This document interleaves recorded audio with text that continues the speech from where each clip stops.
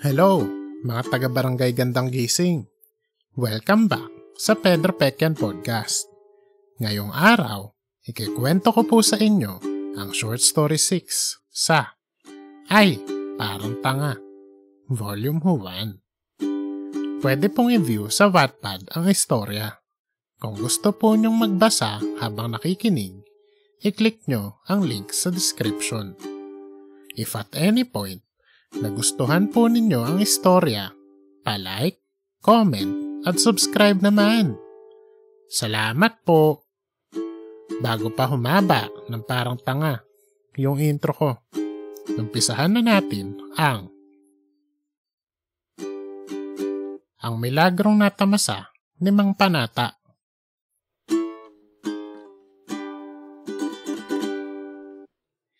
Tatlong beses pinagpupukpok ng martilyo ni Junjun ang memory card. Nangangay-kay siyang umupo sa tabi nito. Hindi siya makapaniwala na pinag-isipan niya pa kung sisirain niya ito o hindi. Bata pa lang siya, pinangarap na niyang maging journalist. Pero hindi ganitong uri. Ano ang sasabihin ng tatay at nanay niya? Kung ang mga ito ang nasa posisyon niya, siguradong wala sa mga ito ang nagdalawang isip bago basagin ang memory card. Hindi alam ni Junjun kung gaano katagal na siyang nakatulala nang mag-ring ang cellphone niya. Pagtingin niya sa screen, nakita niyang tinatawagan siya ni Mr. Maximus Valentino. Huminga ng malalim si Junjun bago sagutin ang cellphone. Hindi niya alam kung ano ang sasabihin sa editor niya. Ang alam niya, hindi niya i-reveal sa madla ang ipinagkatiwala ni Starlet sa kanya. Sir, good afternoon po. Junjun, nasaan na yung article? Nasaan ka na? Sabi ko kahapon, i-email mo sa akin bago mag-7 ng umaga. Alauna na. Sir, sorry po, pero hindi ko po maisusulat yung storya. Nag-promise po kasi ko kay Starlet na hindi ko isusulat yung storya. Nagkaroon ng ilang segundong katahimikan sa linya bago narinig ni Junjun ang halatang-halatang nagtitimping sagot ng editor niya. Junjun! Paglabas mo ba ng opisina ko kahapon nahulog ka sa hagdan? Bakit ka nangako ng ganun? Sir, naging pribado po kasi yung interview. Natouch po ako sa mga sinabi niya. Nagkaiyakan pa nga po kami. Pagkatapos po, nakiusap siya na wag kong sabihin kahit kanino yung napag-usapan namin. Kaya nag-promise po ako. Junjun, nag-promise ka rin sa akin ng exclusive. Minasahe ni Mr. Valentino ang sentido niya. Ganito na lang. Kung hindi mo kayang isulat, ako na magsusulat. Ipadala mo na sa akin yung recording. Sir, pinagpupukpok ko na po ng martilyo yung memory card para wala nang makaalam ng pinag-usapan namin. Sabi ni Junjun habang nakatingin sa memory card na durug-durug. Junjun, nag-promise ka kay Starlet. Pero paano naman yung promise natin sa followers natin? Dapat mamayang gabi na yung release ng exclusive na yon. Sir, naisip ko po palitan ko na lang yung storya. Magsusulat ka ng bago. Tungkol saan? Kay Starlet din ba? Ay hindi po sir. Ibang storya po. Wala pong kinalaman kay Starlet. Junjun, walang magbabasa nun. Tungkol kay Starlet ang pinangako natin. Opo sir, pero hindi ko po talaga kayang isabog ang mga sekreto ni Starlet para sa likes. Nangako na po ako. Sinira ko na po yung memory card. Wala na po akong sasabihan ng kahit anong pinag-usapan namin. Sir, please. Bigyan niyo po ako ng chance. Papalitan ko po, sir. Natahimik si Mr. Valentino ng matagal-tagal at napabuntong hininga ng parang tanga lang. Junjun, nandito na naman pala tayo. Wala na naman pala akong magagawa. Sige, gawin mong unique at blockbuster yung ipapalit mo. Kasi kung hindi, Junjun, wala ka ng trabaho.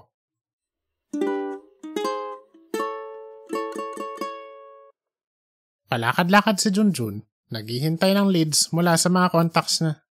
Marami sa mga ito ang mabilis na tumugon. Kaso, iyong mga leads ay hindi kayang gawan ng istorya sa isang araw. Noong sinabi niya kay Mr. Valentino na bigyan siya ng tiyansa na gumawa ng bagong istorya, alam nilang dalawa na nag-bluff siya. Anak naman ng tinapay na walang palaman. Bakit naman kasi lahat na lang ng interview ko nagiging counseling session? Bubulong-bulong ng parang sira, paroon at parito si Junjun sa harap ng katedral, ng parang manok na di matae. Ay, tama na yan Junjun. Tumigil ka na. Kanina ka pa. Mukha ka ng manok na di mapanganak. Kung tumawag ka ng tumawag, may naisulat ka na at natapos na to. Junjun, iho, ikaw ba iyan? Napahinto si Junjun at napalingon nang marinig ang pamilyar na boses. Mang Panata, nandito po pala kayo. Kamusta na po kayo? Nakangiting nagmano si Junjun. Pagpalain ka ng Panginoon, iho. Ikaw nga pala iyan. Akala ko kanina namamalik mata ko. Magpapasko pala. Malayo pa ang Semana Santa. Oo nga po, malayo pa nga po ang Holy Week. Buti po nagkasalubong tayo. Nakakamiss po kayo. Kalalabas ko lang mula diyan sa katedral. Katatapos ko lamang mamanata. Ay nasa harap na po pala tayo ng katedral. Tumawa ng parang tanga si Junjun. Naglakad-lakad lang po ako habang nagtatatawag at nagtitetext. Hindi ko na po napansin na nandito na pala ako. Kaya pala nagkasalubong na po tayo. Nangiti si Mang Panata. Iho, baka gusto lang ng Panginoon na magkausap tayong dalawa ngayong araw. Hindi mo napansin na napadpad ka na dito sa katedral. Sa oras na ako ay pauwi na. Nangiti si Junjun. Tuwing nakikita niya si Mang Panata, gumagaan ang pakiramdam niya. Baka nga po. Niyaya ni Mang Panata si Junjun na maupo sa isa sa mga upuang gawa sa bato sa gilid ng milagrosong katedral. Hindi pa nagtatanong si Mang Panata, nagkuwento na si Junjun ng lahat ng nangyari mula noong sinira niya iyong memory card hanggang sa binabaan siya ni Mr. Valentino ng cellphone. Kaya po ganun ang naging itsura ko. Matindi na po ang inabot ko. Kanina pa po ako naghahanap ng leads na hindi 10 taon kong isulat. Ang problema po, yung mga nakuha kong leads, kung hindi pang tabloid, sobrang laki. Hindi kayang gawin magdamag. Tumango si Mang Panata at natahimik silang dalawa. Kumusta naman po kayo? Ganoon pa rin. Araw-araw akong namamanata para sa pangarap namin ng anak ko at para sa mga dulog ng mga taong nagpapadasal sa akin. Napangiti si Junjun. Iba talaga si Mang Panata. Lumaki siya na nakikita itong namamanata sa harap ng Birhen tuwing Holy Thursday. Tandang-tanda niya na lagi itong ginagawang halimbawa sa pananampalataya ng mga magulang niya noong buhay pa ang mga ito. Iba po talaga kayo, Mang Panata. Wala po kayong pinagbago. Hindi po kayo huminto sa pagdadasal kahit anong nangyayari. Kanina lang po, hindi ko na alam ang gagawin. Ngayon, nakausap ko lang kayo sandali. Gumaan na po ang pakiramdam ko. Nakakatuwa ka naman, iho. Hindi lang ako ang walang pinagbago. Ikaw din. Tandang-tanda ko pa na iyan din ang mga salitang sinabi mo sa akin nung una tayong nagkakilala. Nilapitan mo ako noon. Holy Thursday iyon. Ang tagal na noon. Ilang taon na ba ang lumipas? Ay, matagal na nga po yun. First year college pa lang po ako noon. 30 na po ako ngayon. Yung anak nyo nga po pala, kamusta na? Ah, ganoon pa rin. Ipinagdarasal ko pa rin ng patuloy ang kanyang pagunlad sa kanyang mga napiling propesyon. Alam mo naman kung ano ang mga pangarap niya. Ay opo naman. Maging lawyer at doktor po. Alam na alam ko po yun, Mang Panata. Kasama po kayong dalawa sa mga dasal ko. Napahinto si Junjun. Si Mang Panata ay single dad na itinaguyod ang anak na ang gusto ay 2 kursong mabibigat. Hindi lang basta itinaguyod ni Mang Panata ang anak. Pinamanata pa ito ng matindi. Siguradong si Mang Panata ang istoryang hinahanap niya. Mang Panata, pwede po ba kayong ma-interview para sa article ko? Kung sino-sino pang tinext ko. Kayo po ang hinahanap ko. Bayi ho. Oo naman. Mabilis na tugon ni Mang Panata. Nagniningning ang mga mata. Sa tagal ng panahon na pinagsamahan ni na Junjun at Mang Panata, maraming problema ni Junjun ang nasolve dahil sa tulong ng dasal nito araw-araw. Noong nakita niya ito kanina, hindi niya akalaing maisasalba na naman siya nito. Di ba talaga si Mang Panata?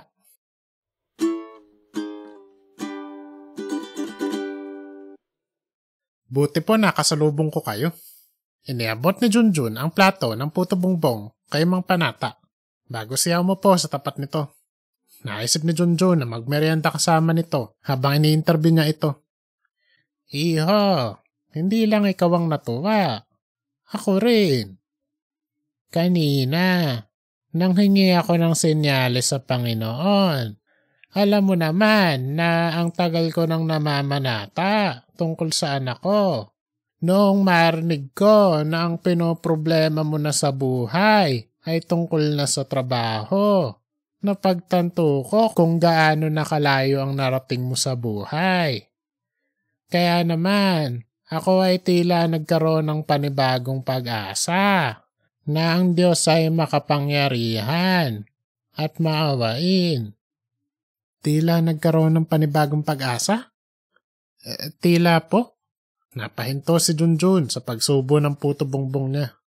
Nag-alala siya sa sinabi ni Mang Panata dahil hindi niya inaasahan na may pagdududa na yata ito. Oo, nitong mga nakaraang taon napansin ko walang naging asenso ang anak ko. Naku, Mang Panata, may oras po ang lahat. Mahahaba at bigatin po ang mga napili niyang course, kaya nagtagal po ang pag-aaral niya. Pero siguradong pag natapos po siya, aasenso rin po yun. Sure po ako, kasi araw-araw po kayong nagdarasal. Sabagay, tama ka, iho. Napakabigat nga ng kanyang mga pinapangarap na propesyon. Tama po. Natuwa si Junjun nang makitang muli ang matinding pananampalataya ni Mang Panata. Matapos kumain ng masarap na puto bongbong, sina Junjun at Mang Panata, ang dalawa ay napakwento tungkol sa mga nakalipas na taon. Nang inuubos na lang nila ang kanilang sagot-gulaman, inilabas ni Junjun ang recorder niya. Pwede na po ba tayong magsimula? Okay lang po bang i-on ko na ang recorder ko para wala po akong makalimutan? Tumango si Mang Panata. Salamat po. Ano po ang gusto niyong itawag ko sa inyo sa article? Tawagin mo na lang akong Mang Panata. Iyan ang tawag sa akin ng mga tao dito. Sige po. Ilang taon na po kayo? Ako ay 87 na, iho. Nagulat si Junjun sa edad ng Mang Panata. Taga saan po kayo? Ako ay dito na ipinanganak sa GG at dito na rin inuban. Kailan po kayo nagsimulang mamanata dito sa katedral? Ako ay 7 taon pa lang. Nang una akong tinuruang mamanata ng aking ama dito sa katedral. Dati siyang namamanata rin dito. Ganon din ang mga ninuno niya at ang mga ninuno nila. Talagang iba po kayo, Mang Panata. Pati po pala tatay nyo namamanata rin. Alam nyo po, naalala ko po sa inyo yung mga magulang ko. Lagi po nila akong sinasama sa simbahan. Ano-ano po ang naitulong sa inyo ng pamamanata? Ang aking pamamanata ay nagdulot sa akin ng matinding kasiglahan at pag-asa sa buhay na ito.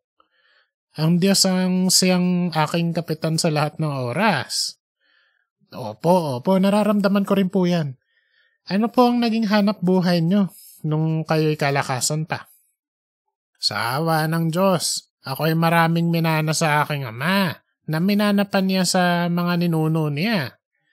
Ayun, kaya hindi ko kinailangan magbanat ng buto. Kaya ako'y talagang araw-araw nagpapasalamat sa matitinding grasyang aking natamo. Nagulat si Junjun sa istorya ni Mang Panata. Hindi niya akalain na noong kalakasan pa nito ay namamanata lang talaga ito maghapon. Ganun po pala. Medyo na iba ang tono ni Junjun. Ano-ano po ang mga pinagdaanan at nalampasan nyo kasama ang Panginoon?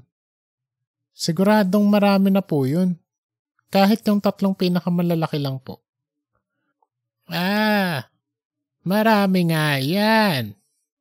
Iyon bang araw-araw kami ay may kinakain sa hapagkainan? Tapos, kami ng aking anak ay magkasama at malusog.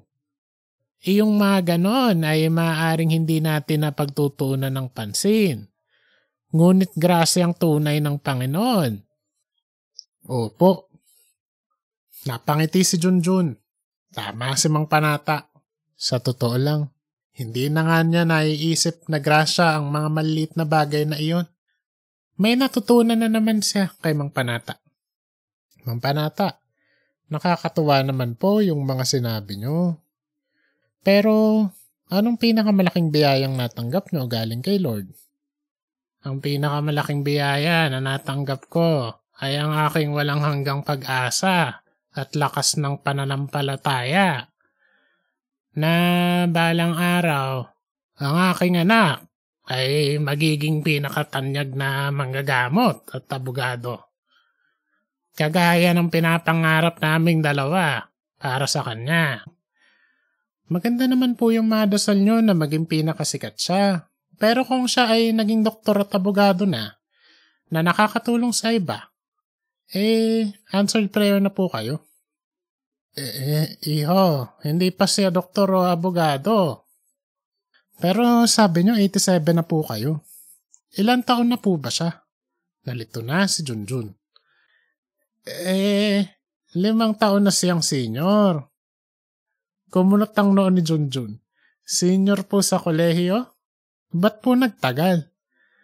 May nangyari po ba? Hindi. Senior citizen.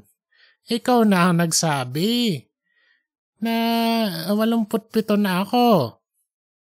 Senior na po siya? Napanganga na si Junjun at rumolyo ang panga niya malapit sa may footbridge na tanaw sa bintana ni Kapitana Dema Bahiran. Nitong mga nakaraang taon, iniisip niya na malapit sa edad niya ang anak ni Mang Panata. Oo, iho. May edad na si Upo. Upo po? Oo. Bansag iyon sa kanya ng mga tao dito sa aming barangay. Hindi ba ako si Mang Panata? Kasi lagi ako dito sa simbahan. Siya naman ay tinaguri ang mangupo. Kasi iyon ang hilig niya. Maupo. Natigilan si Junjun at pilit na tumawa. Palabiro po pala kayo, Mang Panata. Iho. Hindi ako nagpapatawa. Talagang mang-upo ang tawag sa kanya. Nauhaw ng parang tanga si Junjun at ininom niya ang sagot gulaman niya hanggang maubos ito. Wala sa mga inimagine niya tungkol sa pagiging ama ni Mang Panata kanina ang tumama. Nag-uumpisa pa lang ang interview. Hindi na niya alam kung dapat pa ba niya itong ituloy. Sandali lang po, Mang Panata. Ang ibig niyo po bang sabihin nakaupo lang siya habang kayo po ay dasal lang ng dasal? Oo, iho. Magiging manggagamot at abogado rin iyon kada dasal. Sabi mo nga kanina, ay may panahon ng mga bagay. Basta't nananalig sa Panginoon, lahat tayo makakamtan natin. Nabitawan ni Junjun ang baso niyang walang laman. Hindi niya napansin na siya ay nakanganga na lang kay Mang Panata. Mang Panata, sinabi ko nga po yun, pero hindi po yun ang point ko. Si Mang Upo po ay hindi magiging kahit ano nung nakaupo lang kasi. Tama. Sabi ko nga sa kanya siya ay tumayo at sumama na sa akin sa katedral. Napabuntong hininga si Mang Panata. Sa katunayan nga, ang kanyang pagtayo ay una sa aking listahan ng panalangin. Pangarap ko ay bago ako pumanaw, ay masilayan ko man lang siyang nakatayo. Sandali lang po, bakit ayaw niyang tumayo? Teka nga lang po, may kapansanan po ba siya? Iho, maayos siyo po. Talagang iyon lang ang hilig niya. Maupo sa harap ng TV sa salas namin. Kung siya po ay laging nakaupo sa harap ng TV, tapos may mga malalaking pangarap, parang imposible naman po yun. Ibig nang sumakit ng anit ni Junjun sa kakakamot. Walang imposible sa Panginoon, iho. Ikaw ba'y naniniwala? Ay opo naman, pero natanong ni Junjun ng poste sa tabi ng tendera ng sagot gulaman. Palagay niya, masarap yung tugang ulo niya doon. Pinatay na ni Junjun ng recorder. Oh, iho, pinatay mo na yung iyong recorder? Tanong ni Mang Panata. Mang Panata, lilinawin ko lang po.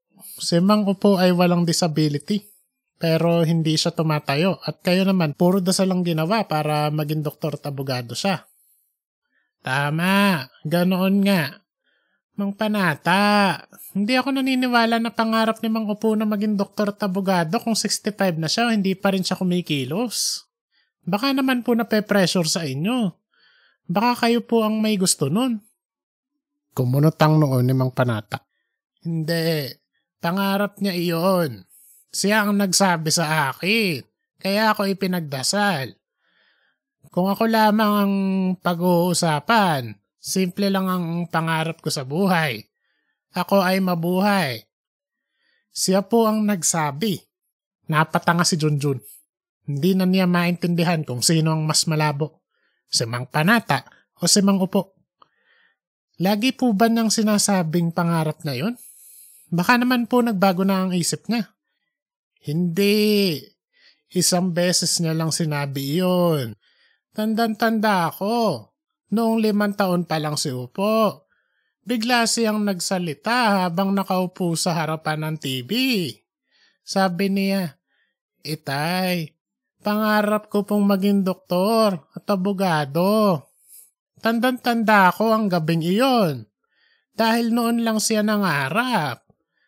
Ito ay aking sineryoso at ipinanalangin ng mataimtim, araw-araw, habang si Upo ay nakaupo. Napahilamos ng muka si Junjun. Mang Panata, narinig niyo po ba yung sinabi niyo? 5 pa lang po siya nung sinabi niya yun. Tapos hindi na niya inulit. Malamang hindi na niya naalala yun. May natatandaan pa po ba kayo sa mga pinagagawa niyo nung 5 kayo? Nabwisit na si Mang Panata. Hindi pa nagkasya si Junjun at tumuloy pa. Mang Panata naman, pambihira naman po kayo. Paano umabot sa punto na ipinagdasal nyo na lang ng ipinagdasal si Mang Upo habang nakaupo lang siya? Mang Panata, ano po yun? Tumayo na si Mang Panata. Aba, iho. Simula pa noong bata ako, nagdadasal na ako gaya ng itinuro sa akin ng aking ama. Araw-araw iyon ang ginawa ko. Ako ay 87 taon na at ako ay nakaraos. Mang Panata, nakaraos po? Paano pong nakaraos? Wala nang nagawa si Mang Upo. 65 na siya. Aba, Junjun, ano ba ang iyong naisipunto? Ako ang may kasalanan kung bakit hindi pa abogado at doktor ang anak ko. Araw-araw akong namamanata dito sa katedral. Wala kang alam sa sakripisyo ko, Junjun. Araw-araw kitang ipinagdadasal gaya ni Upo, kasi apo na ang naging turing ko sa iyo. Hindi ko akalain na may kabastusan ka pala. Nag-walk out si Mang Panata nang walang lingon likod. Tulalang pinanood ni Junjun si Mang Panata hanggang mawala ito sa paningin niya bago dumukdok sa mesa.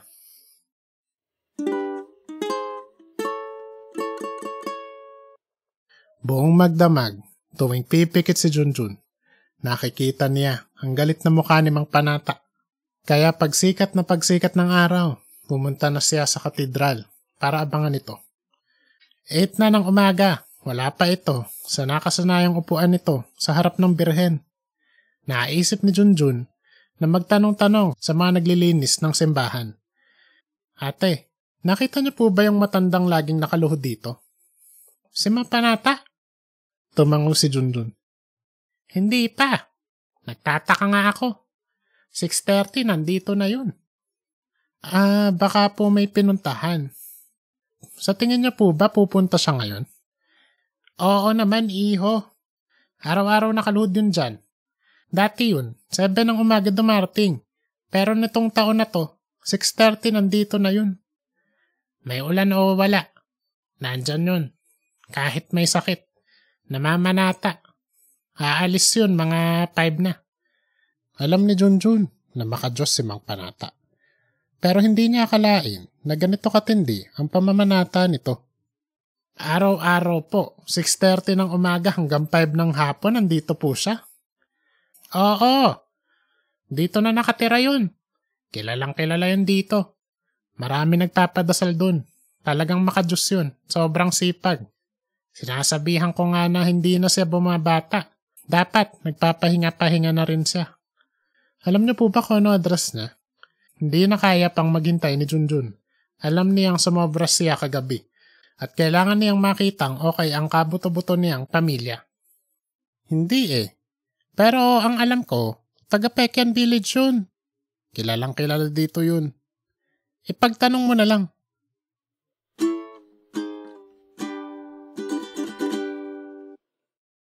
Tama ang ate sa simbahan. Kilalang kilala nga si Mang Panata. 2 tanong lang, nasa harap na siya ng gate nito.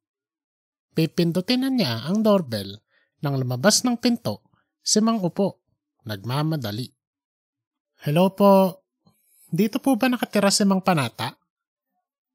Oo, bakit? Nasaan siya? Sagot ni Mang Upo na napahinto sa pagpapalit ng tsinelas. Wala po siya sa loob. Lalong kinabahan si Junjun. Wala. Umalis siya kagabi. Papunta ako sa simbahan para tingnan kung nandoon siya. Humango si Mang Upo papunta ng gate. Galing po ako dun. Wala po siya dun. Natigilan ulit si Mang Upo at mahinang sinabi. Dapat di na ako nagsalita. Po? Hindi niya matanggap na hindi ko gustong mag-abogado at doktor. Po? Napagtanto ni Junjun na si Mang Upo ang kausap niya at nagkaroon ng parang tangang pangyayari kagabi. Pero hindi po yun ang gusto ni Mang Panata para sa inyo. Kaya raw po. Teka iho, bakit parang mas marami ka pang alam sa tatay ko kaysa sa akin? Mabilis na nagpakilala si Junjun. Pagkabanggit pa lang niya ng pangalan niya at kung paano niyang nilapitan si Mang Panata noong college siya, nakilala na siya ni Mang Upo. Ikaw pala si Junjun. Paano mong nasabi na hindi yun ang gusto niya para sa akin? Araw-araw puro yun ang sinasabi niya. Araw-araw puro dasal ginawa niya. Para matupad yung pangarap niya para sa akin na ayoko naman. Kagabi, pagpasok pa lang niya ng bahay, sabi niya. Anak, gusto mo bang mag-abogado at doktor? Nung nagtanong siya, iniisip ko answered prayer na ako. Kasi mukhang sa wakas, napagtanto na ng tatay ko na hindi yun ang gusto ko, kaya nagtanong na siya. Kaso nung sinabi ko ang totoo na hindi yun ang gusto ko, nag-walk out siya. Nakatulog na ako kaya hintay na umuwi siya. Wala siya hanggang ngayon. Namutla si Junjun, kasalanan niya to. Na-imagine niya kung gaano ka-guilty si Mang Panata matapos marinig ang katotohanan mula mismo kay Mang Upo. Mang Upo, hindi po yun ang gusto niya para sa inyo. Malamang hindi nyo na po naaalala pero sinabi po ni Mang Panata kahapon. Kayo daw po ang nagsabi na gusto nyong maging doktor at abogado nung 5 kayo. Napanga si Mang Upo at tumigil sa pagsususi ng gate. Ibig mo bang sabihin, hindi niya ako pinipilit mag-abogado at doktor? Pangarap ko yun nung araw. Tumango si Junjun at ipinaliwanag ng buo kay Mang Upo ang lahat ng napag-usapan nila ni Mang Panata. Paglingon ni Junjun kay Mang Upo, inabutan niya ito na nagpapahid ng luha. Gusto ko rin pong mag-sorry kay Mang Panata. Sa tingin niyo po nasan siya? Walang ibang pupuntahan si Tay kung hindi simbahan. Pero wala po siya sa upuan niya. Kung wala siya sa upuan niya, may pakiramdam akong alam ko kung nasaan.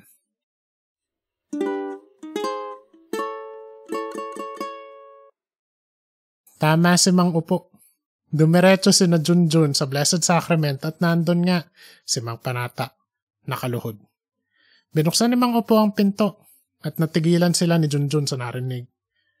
Patawarin ninyo ako, Panginoon, kasi mali lahat ng dinasal ko para kay Upo. 65 taon na siya. Hindi niya tuloy natupad ang pangarap niya. Diyos ko, hindi ko alam kung anong pangarap niya. Masama akong ama. Ay, niyakap ni Mang Upo si Mang Panata at humagulgol. Upo, ba anak? Nakatayo ka anak. Opo tay, hindi po kayo bumalik kagabi. Nag-alala po ako. Sinabi na po sa akin ni Junjun ng lahat. Hindi po kayo masamang ama. Huwag niyo pong sabihin yun. Akala niyo po, pangarap ko yun. Kaya nagdasal kayo ng todo. Simple lang ang pangarap ko, tay. Ang mabuhay, kasama kayo. Anak. Nagyakapan ng mag-ama. Dahan-dahang isinarang ni Junjun ang pinto ng Blessed Sacrament dahil natatawa na siya ng parang tanga. Makalipas lang ang ilang minuto. Sina Mang Panata at Mang Upo ay lumabas mula sa Blessed Sacrament. Nang magtamang paningin ni na Junjun at Mang Panata, laking gulat ni Junjun dahil nginitian siya nito. Mang Panata, sorry po sa nangyari kahapon. Nagkamot ng batok si Junjun. Pareho tayong nadala ng emosyon kahapon, iho. Kaya nauunawaan kita. Pasensya ka na rin sa aking mga nasabi kahapon. Wala po yun. Hiyang-hiyang sagot ni Junjun habang nakangiti sa kanya ang mag-amang senior. Mukhang nakapag-uusap na po kayo ah. Oo, tumawa si Mang Panata. Tama ka kahapon, Junjun. Hindi na nga pala matandaan ni Upo yung sinabi niya nung siya ay 5 pa lang. Nagtawanan ng tatlo at naupo sa isa sa mga bangkong gawa sa bato sa patio ng Milagrosong Katedral. Nakahinga ng maluwag si Junjun dahil okay na sila ulit ng lolo niya at nadagdagan pa siya ng isa pang lolo. Tama ang hinala ko kahapon, Junjun. Ikaw nga ang senyales na kaloob ng Diyos. Kung hindi dahil sa iyo, malamang hindi pa rin kami nakapag-usap ni Upo. Baka hanggang sa ako ay kunin na ng Diyos. Nananalangin pa rin ako para matupad ang akala kong pangarap ni Upo. Manawanawang sinabi ni Mang Panata. At ako naman baka nalumpo na sa kakapakinig ng TV Mas bago pa kami nakapag-tour sa abroad ni Tay. Ang pangarap niyo po ay mag-abroad kasama si Mang Panata? Nabilaukan sa sariling laway si Junjun.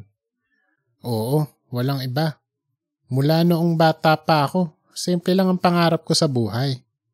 Ang gusto ko lang ay mag-enjoy kasama si Tay. Araw-araw akong nakikinig ng iba't ibang misa sa TV, sa salas namin.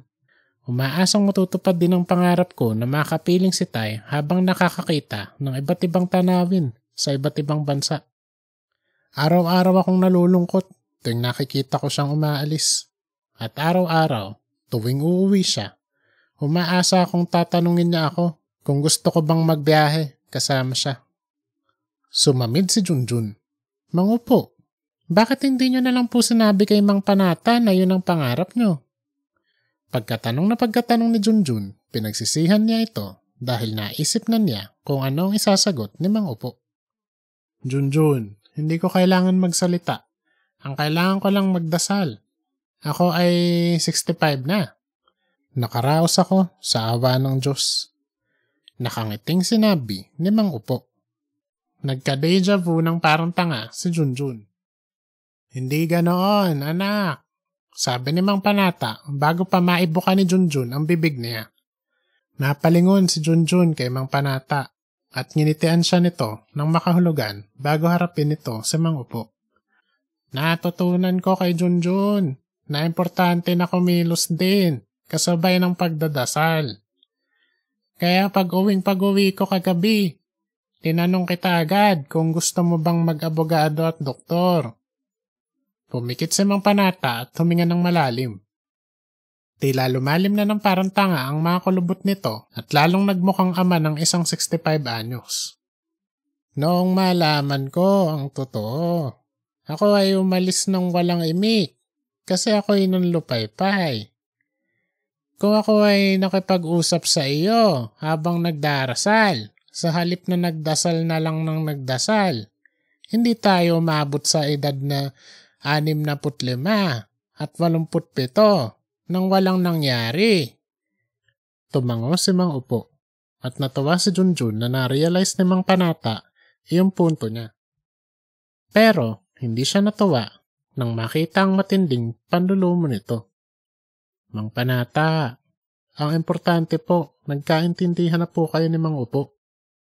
Junjun, paano pa kaming magbabiyahe ni Upo sa edad namin na ito? Mang Panata, pwede pa rin naman po kayong magbiyahe ni Mang Upo. Malusog na malusog at malakas na malakas pa naman po kayo. Araw-araw nga po kayong maghapon sa simbahan. Oo nga tay, tama si Junjun. Pwedeng-pwede pa rin tayong magbiyahe.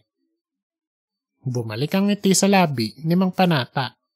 Iho, hindi ba tinanong mo ako kahapon kung ano ang pinakamalaking biyaya na natanggap ko mula sa Panginoon? Hetong nangyari na ito ang pinakamalaking biyayang natamas ako sa aking buong buhay. Maraming salamat sa iyo, Apo. Parang niyakap ng init ang puso ni Junjun nang tawagin siyang Apo ni Mang Panata. Wala po yun. Ang importante po okay kayo. Akala ko po kung ano na nangyari sa inyo kanina. Oo nga tay, pumunta siya sa atin. Nag-alala siya kasi wala po kayo sa upuan niyo sa tapat ng birhen. Natouch si Mang Panata na nakarating si Junjun sa bahay nila sa paghahanap sa kanya. Ano nga pala ang nangyari sa article mo? Nakapagpasa ka na ba? Ay, may article nga po pala ako. Nakalimutan ko na po. Magdamag po kasi akong hindi nakatulog sa nangyari kagabi. Iho, baka dapat mauna ka na. Iyon bang pinag-usapan natin kagabi ang isusulat mo? Napaisip si Junjun. Kahapon lang, wala siyang balak isulat ang istorya ni Mang Panata dahil akala niya walang torya ito. Ngayon, sa sobrang unique ng istorya ni Mang Panata at Mang Upo, nakalimutan na niyang may article siyang dapat isulat. Naisip niya na ito ang unique na article na inaasahan ni Mr. Valentino. Opo, itutuloy ko po yun. Naisip ko na rin po kung anong title. Ang milagrong natamasa ni Mang Panata. Mauna na po ako. Nagmano si Junjun kina Mang Upo at Mang Panata. Pagpalain ka nawa ng Diyos, Apo!